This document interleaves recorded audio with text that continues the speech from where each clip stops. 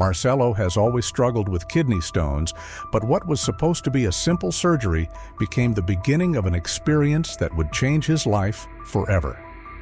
After a procedure that was meant to be routine, he faced intense pain and a fainting spell that led him to a near-death experience, a famous NDE. What seemed like a fainting spell lasting only seconds was, for Marcelo, a journey to what could be the true place from which we come. However, after his experience, there was a shocking revelation from someone who was with him in this place during the NDE. Hello, I'm Marcus, and it's a pleasure to welcome you here to Beyond the Life We Live. I hope you feel at home and absorb the lesson from this story we are about to share. While you're here, please give us a like and subscribe to the channel, as it is very important to us and helps us bring new and impactful stories to you.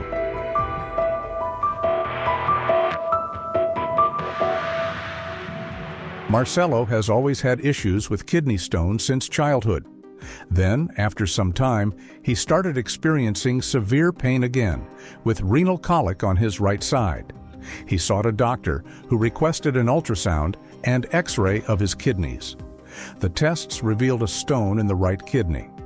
The doctor suggested two options: to undergo lithotripsy, a treatment aimed at breaking down the stones through crushing, which would require 2 or 3 sessions due to the size of the stones, or to have a simple surgery to remove it in one go. The surgery promised a quick recovery within 2 to 3 days. Marcelo mentioned to the doctor that he would be a godfather at a wedding on the following Saturday. The doctor assured him that the surgery was straightforward and that he could attend the wedding without any issues, as he would be medicated. With this assurance, he chose the surgery. The next morning, he was transferred to his room, but he started feeling severe pain on the right side where the surgery had been performed, along with abdominal pain, a heavy head, and general discomfort. While the nurse was administering medication, he fainted, the first time in his life. It was a brief faint, and he woke up within seconds, not understanding what had happened. The next morning, the doctor came to visit him, and upon learning about the fainting spell, joked with him about the incident. Marcelo, still very uncomfortable, told the doctor he was not feeling well, experiencing a lot of pain and a strange malaise. However, the doctor reassured him that the discomfort was likely due to the fainting spell, probably caused by the general anesthesia from the surgery. The doctor assured him that the surgery had been successful and that the stone had been removed. He then said he would remove the drain from the kidney and ask the nurse to remove the catheter, and that after lunch he would come back to discharge him. Marcelo, still feeling very unwell, questioned whether he was really fit to go home that day, but the doctor insisted that he would be fine and could attend the wedding on Saturday as planned.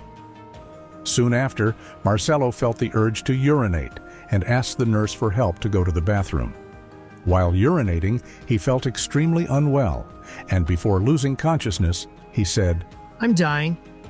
I'm dying." At that moment, Marcelo began his near-death experience.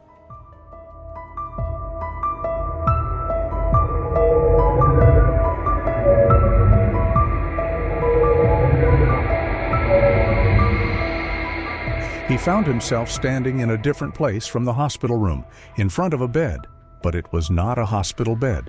It seemed like a regular bed from a house, and he no longer felt any pain or discomfort, and for the first time, he thought, "Oh my God, I think I'm dead."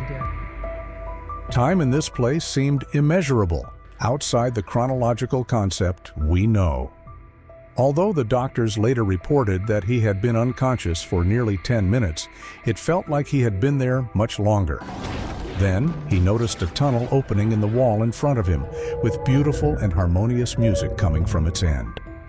Marcelo thought he had died and that the music was being sung by a choir of children, but an inner voice corrected him, saying, "It's angels singing."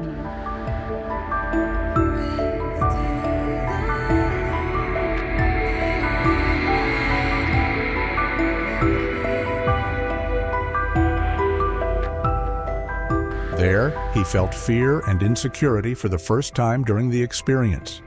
The inner voice told him, "You need to go through the tunnel."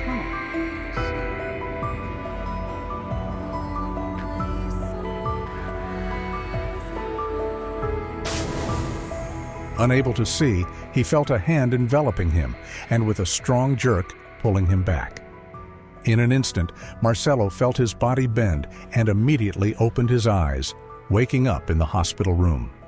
He was surrounded by doctors and nurses who said, "He's back! He's back!" The doctor made it clear that they would do everything possible, but could not guarantee his survival. As a result, he spent over 30 days hospitalized and afterward faced nearly 8 months of recovery. This period was extremely difficult, but he managed to recover.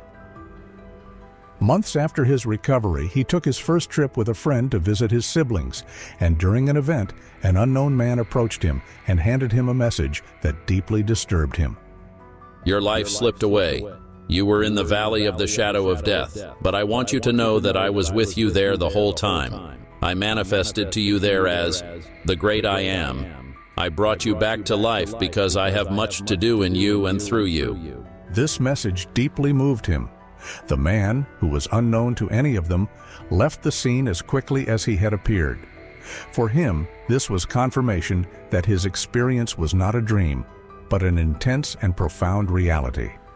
And now, for him, the real world is the one he experienced during his NDE, while the physical world we live in is illusory, where we undergo a transition. This new perspective made him lose his fear of death, something he describes as instinctive for all of us, and he believes that his essence is spiritual and that it occupies a physical body only as a necessity to live in this world. However, the detail that still bothers him today is the fact that the doctors told him he had been clinically dead for almost 10 minutes. The experience he had seemed to last much longer, something that felt like hours or even days, indicating that time in that experience did not follow the rules of the world we live in.